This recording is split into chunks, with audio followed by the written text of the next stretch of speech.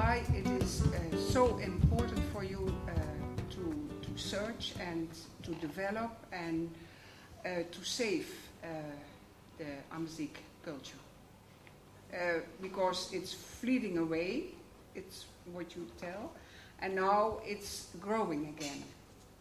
Well, we defend this language and culture because first we are native speakers of this language, and we are, Amazigh people, and we grew up in Amazigh environment and families, and we don't want our language and our cultural identity to be lost. Because if we lose it, it's a big loss for humanity. We believe it is a universal heritage that should be preserved. And if we lose it, we'll lose human experience, a human way of life, a human perspective of life. So I think the other question is, what will we lose if we lose this language and culture?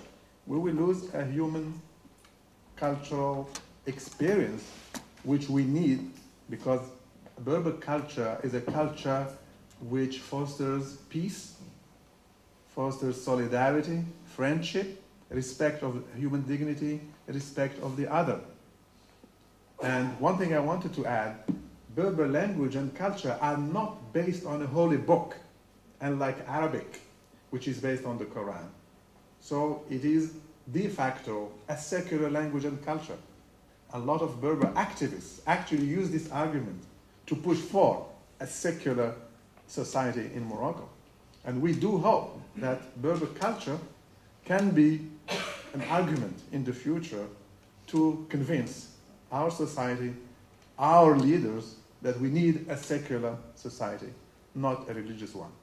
The one thing that makes North Africa different from the Middle East is Berber. In all its revelations, in art, orality, if you look at the way our writers write French, the substratum of it is Berber. If you look at our art, what makes it different is Berber. So all these things make the language and culture very worthwhile.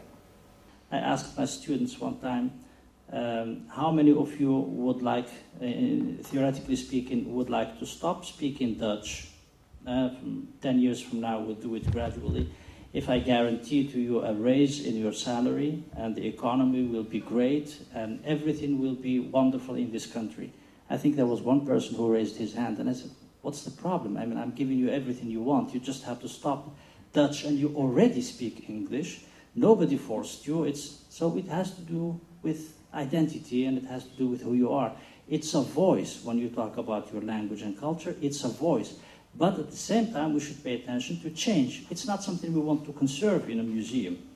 If after 400 years nobody speaks Berber, it's not a problem if we have had the chance to participate fully in every walk of life with the language and culture we have.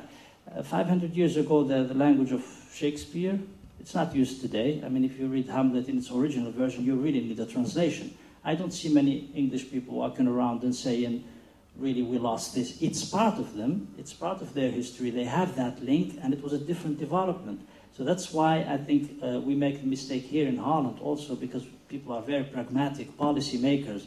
They look at the language and say, it doesn't bring us anything, throw it away. Just look at the word Marokkaans, which is born in the Netherlands. People speak in Marokkaans. They do that only in the Netherlands, but it doesn't exist.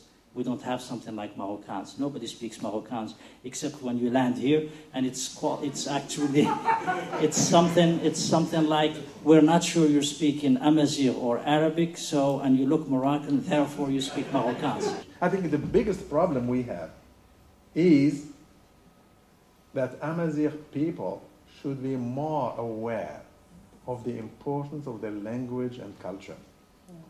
Because most of them, especially in cities, tend to be easily influenced by globalization, by English, by French, by satellite television, especially Arabic channels like Al Jazeera and Al Arabiya. And the greatest danger is that even in the smallest villages, including mine, families now can watch Al Jazeera and satellite television from all over the world. And if they're not conscious of the importance of preserving their language and culture, they can easily adopt Arabic or French and forget about their language. And that's the biggest danger. I think if the Amazigh people are aware about the importance of their language and identity, and are keen on preserving it, they would impose it on the government, on the authorities. They will impose its legal recognition. They will impose its introduction not only in primary schools, but in all levels of education. But it seems to me that the Amazigh people themselves are unfortunately divided. Many of them tell me, why Amazigh? We want to learn Arabic and French and English.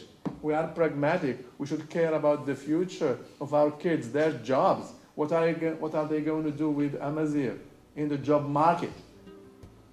That's the biggest danger.